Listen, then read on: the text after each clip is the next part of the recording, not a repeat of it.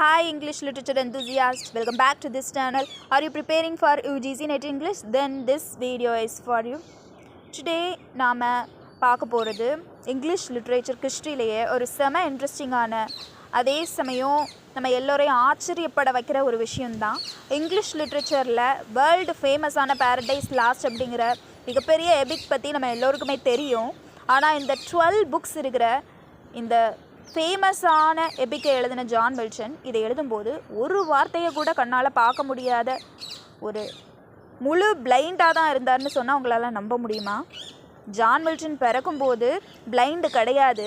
அவரோட யங் ஸ்டேஜில் இருந்தே அவருக்கு ஸ்லீப் கிடையாது, ரெஸ்ட்டு கிடையாது. டே அண்ட் நைட்டாக கண்டினியூஸாக தீவிரமாக ரீட் பண்ணிக்கிட்டே இருந்தார்.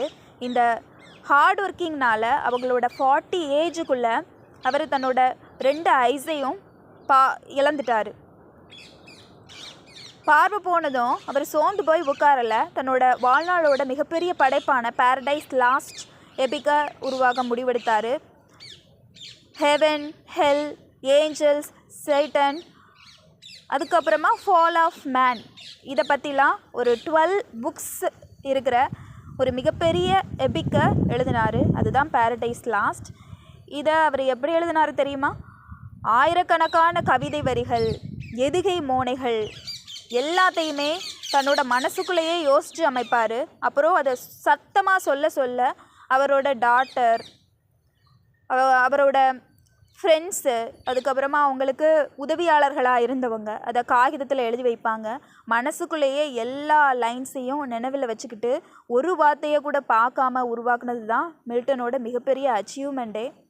பேரடைஸ் லாஸ்ட் புத்தகத்தோட 3rd புக்கில் தொடக்கத்தில் வரக்கூடிய இன்வோகேஷனில் மில்டன் கடவுளோட அருள் வேண்டி பிரார்த்திப்பார். என்னோட கண்களில் வெளிச்சம் இல்லாமல் இருட்டாக இருந்தாலும் இறைவனின் தெய்வீக ஒளி என் மனசுக்குள்ளே ஒளிரணும், அப்போதான் என்னால் இந்த காப்பியத்தை எழுதி முடிக்க முடியும்னு நெகிழ்ச்சியாக குறிப்பிட்டிருப்பார். அது மட்டும் இல்லாமல் மில்டன் தன்னோட பார்வை இழப்பை பற்றி ஆன் ஹிஸ் பிளைண்ட்னஸ் அப்படிங்கிற ஃபேமஸான சானட்டையும் எழுதியிருக்காரு. அதில் எனக்கு பார்வை போயிடுச்சே, இனிமேல் நான் எப்படி கடவுளுக்கு சேவை செய்ய போகிறேன் அப்படின்னு தன்னோட மனவேதனையையும் இறை நம்பிக்கையையும் அழகாக பதிவு செய்திருப்பார். UGC நெட் படிக்கிறவங்க, TRB எக்ஸாமுக்கு படிக்கிறவங்களுக்கு பேரடைஸ் லாஸ்ட் படிக்கிறது ரொம்ப முக்கியம்.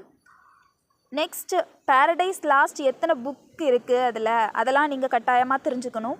அதுக்கப்புறமா பேரடைஸ் லாஸ்ட் ஆன் ஹிஸ் பிளைனஸில் இருந்துலாம் அடிக்கடி கொஸ்டின்ஸ் வரும் UGC நெட் TRB எக்ஸாமுக்கு.